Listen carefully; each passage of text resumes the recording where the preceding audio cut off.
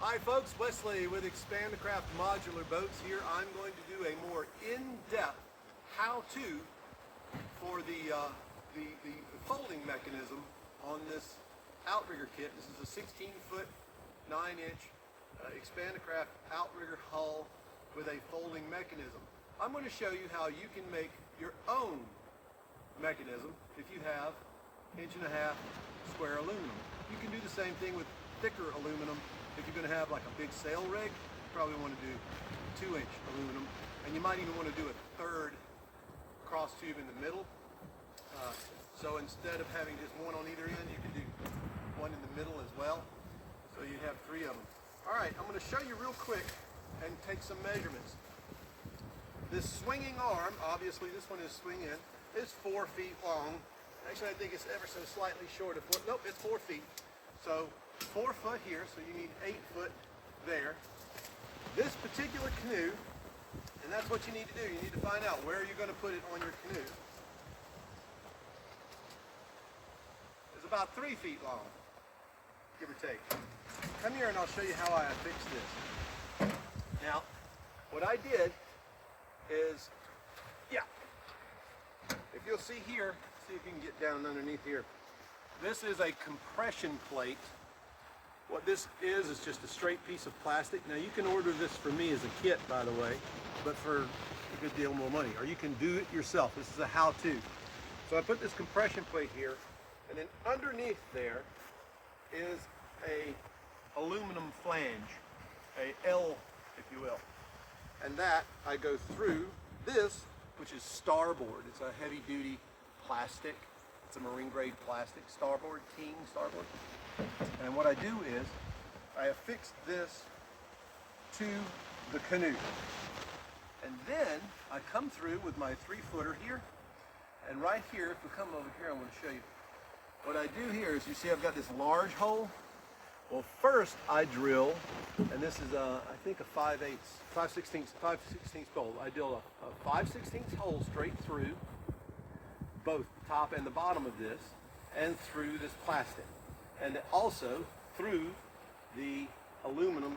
There's an aluminum flange underneath here that you can see. I'm going to take the camera in a minute and show you. And so you go through that. But then I take, this is a 1-inch.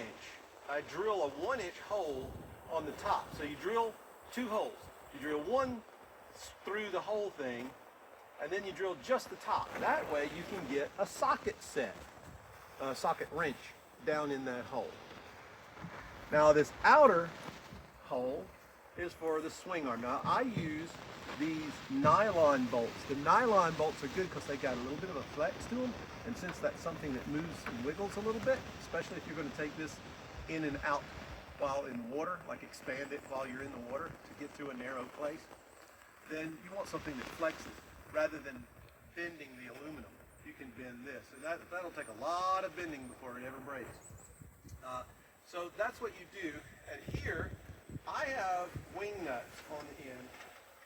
So if you look here, where it swings, like so, you'll notice that it's got a gap. Well, that's because in the water would lift it up, and you align it, and you throw your pin through there and put your wing nut on. Yes, you can also do a quick release kind of gadget.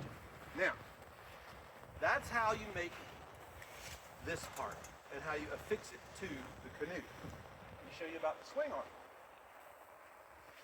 Now, the regular riser, that's right here, that's these parts. Come on in a little closer, let's focus in on that. This is the regular riser, and this is where the cross tube, if it was a fixed cross tube, the cross tube would go through here. And you might actually have the taller risers, because they come in the short risers and the tall risers. I picked the short risers because with this one, I put this extra piece, this is a little thicker, of starboard here with a heavy duty stainless bolt in the center. That's so that it can pivot. Because if it's through the riser, like it is here, riser here, and by the way, there'll be like a set screw, I think it's underneath. The set screw holds this in place. So you put a tiny set screw here, a tiny set screw there. In this case, it's held by the big bolt. That allows this to move, because if it was through like this, obviously it wouldn't be able to move. And here you can see it pivots. This should be tight, but not ratchet tight, tight enough to where when it's in the open position, this is kind of loose at the moment. When it's in the open position like so, you have this cross tube here and here, so that it has rigidity this way and that, so it won't wobble. So you can't have too much slack in here so that it wobbles, too much of a gap, and you can't have it so tight that it doesn't swivel. That's how you make this. Now, if you purchase this from me, they are $200 each mechanism. Now, there's not $200 worth of aluminum and bolts in it, but that's for you to do if you want to do it yourself. If you want to just pick up the phone and order one, it's $200 for the cross tube. If you just want a standard cross tube, I think they're $89.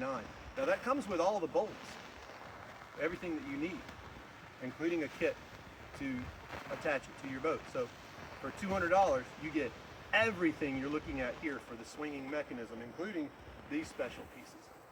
Or you can just copy what you're seeing here if you're crafty. Expandacraft.com.